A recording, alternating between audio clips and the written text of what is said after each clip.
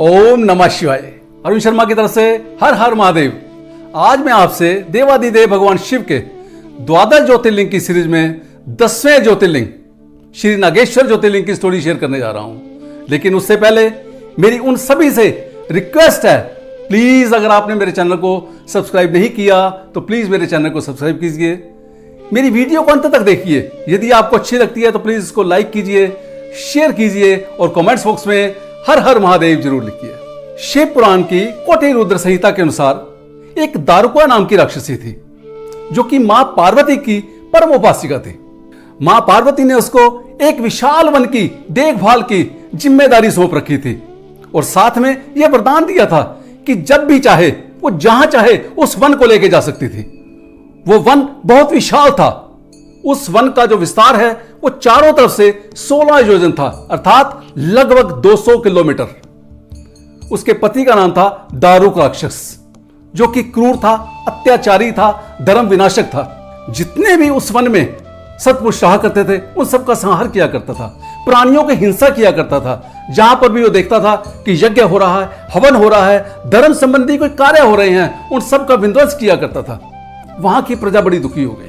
एक बार वहां की प्रजा मिलकर औरव ऋषि के पास गई। औरव ऋषि च्यवन ऋषि जी के पुत्र हैं। उनसे जाकर प्रार्थना की कि हे प्रभु, हमारे इस कष्टों का निवारण कीजिए, हम इस समय बहुत दुखी हैं। औरव ऋषि ने शरणागतों की रक्षा करने के लिए, धर्म की रक्षा करने के लिए राक्षसों को श्राप दे दिया कि अगर आज के बाद तुमने पृथ्वी पर किसी भी पुरुष की हत्या की तो याद रखना तुम्हारी उसी समय मृत्यु हो जाएगी, या तुमने कहीं यज्ञ का या धर्म का विनाश किया तो तब भी उसी समय आपकी मृत्यु हो जाएगी। अब राक्षस औरव ऋषि के प्रभाव को जानते थे, वो बड़े परेशान हो गए। उसी समय जब देवताओं ने यह खबर सुनी तो दुराचारी राक्षस पर उन्होंने आक्रमण कर दिया। और राक्षस इस संकट में पड़ गए कि अगर हम देवताओं का वध करते हैं तो हम औरव ऋषि के वरदान के अनुसार मर जाएंगे, और यदि हम देवताओं का वध नहीं करते तो हम पराजित हो जाएंगे और भूखे मर जाएंगे। तब दारुका राक्षस ने कहा कि तुम चिंता मत करो, मुझे मां पार्वती का वरदान है कि मैं इस विशाल वन को जहां चाहूं, जिस समय चाहूं लेके जा सकती हूं। तब दारुका राक्षसी उस वन को उठाकर समुद्र के बीच में जाकर स्थापित कर दिया। अब जो राक्षस लोग थे उन्होंने समुद्र में जाकर अत्याचार करना शुरू कर दिया। एक बार कुछ नावें मनुष्यों से भरी हुई समुद्र के रास्ते कहीं जा रही थी।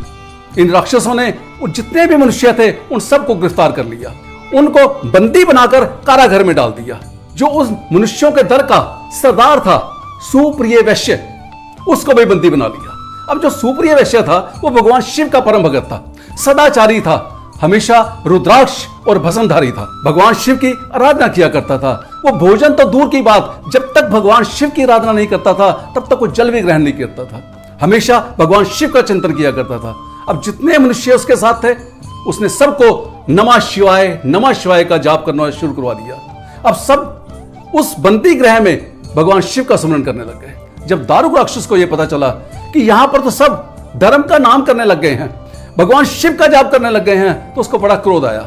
उसने अपने राक्षसों को आदेश दिया कि शीघ्रता से जाकर सुप्रिय वैश्य का वध कर दो, और साथ में वो खुद भी आया।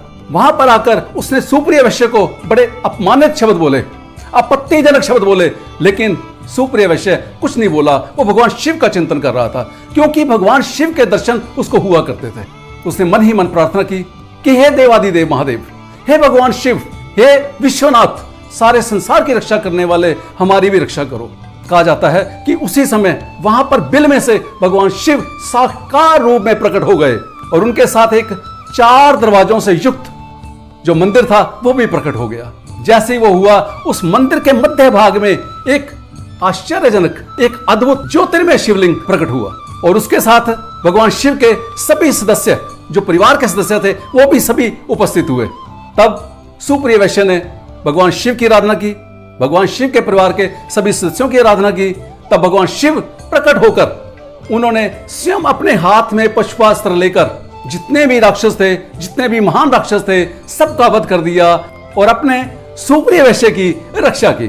तब भगवान शिव ने उस वन को यह वरदान दिया कि आज से जो भी इस वन के अंदर रहेगा वो ब्राह्मण, क्षत्रिय, वैश्य, शूद्र, चारों वर्णों के धर्म करने वाला ही व्यक्ति रहेगा। जो शैव्य होगा वही रहेगा, सत्पुरुष रहेंगे, सत्संगी रहेंगे, जो तमोवृत्ति वाले राक्षस हैं वो इस वन में नहीं रह पाएंगे। जब इस वरदान का पता दारुका राक्षसी को पता चला तो वो भी मां पार्वती की तपस्या करने के लिए निकल गई। तब उसने मां पार्वती की आराधना की कि हे मां मेरी रक्षा करो।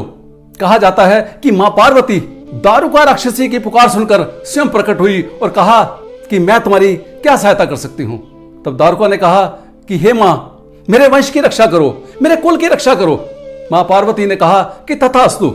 ये कहकर मां पार्वती जी भगवान शिव के पास गई। तब मां पार्वती ने भगवान शिव से नम्र निवेदन किया कि हे भोलेनाथ, हे प्रभु, मैं आपकी शरण में हूं, मैं भी आपकी हूं। मेरी आपसे विनती है कि जो आपने वरदान इस समय वन को दिया है वो वरदान आपका युग के अंत में फलीभूत हो। उससे पहले मेरी इच्छा है कि जो दारुका राक्षसी है वो बलिष्ठ है, वो मेरी ही शक्ति है और मैं चाहती हूं कि जितने भी उस वन के अंदर जो राक्षस हैं उन राक्षसों की पत्नियां जितने भी पुत्रों को पैदा करें वो सब वहीं पर रहें और दारुका उनके ऊपर राज्य करे। ये कहकर मां पार्वती शांत हो गई। भगवान शिव ने कहा कि वैसा ही होगा।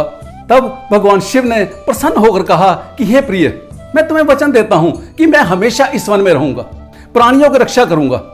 जो भी चारों धर्मों ब्राह्मण, क्षत्रिय, वैश्य, शूद्र चारों वर्णों के धर्मों का पालन करता हुआ जो मेरे दर्शन करेगा उसके सब मनोरथ सफल होंगे। इस युग के अंत में और सतयुग के शुरुआत में महासेन का पुत्र वीरसेन जो कि राजाओं का राजा होगा, मेरा परम भक्त होगा, जिस समय यहां पर आकर वो मेरे दर्शन करेगा वो चक्रवर्ती सम्राट बनेगा। इस तरह मां पार्वती और भगवान शिव दोनों आपस में हास्य युक्त बातें करते हुए वहां पर भगवान शिव नागेश्वर ज्योतिर्लिंग के रूप में विराजमान हो गए और जो मां देवी है मां पार्वती वहां पर नागेश्वरी जी के रूप में विराजमान हो गई।